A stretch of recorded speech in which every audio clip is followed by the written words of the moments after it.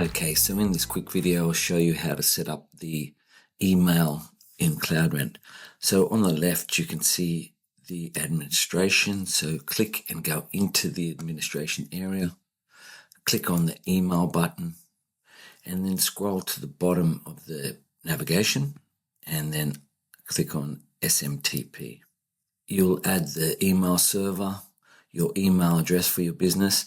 You'll need an app password. Now, an app password is different than your normal password. It's got to be created by your program. So if you're using Gmail, then you can follow this link and it will take you through and show you how to set that app password up.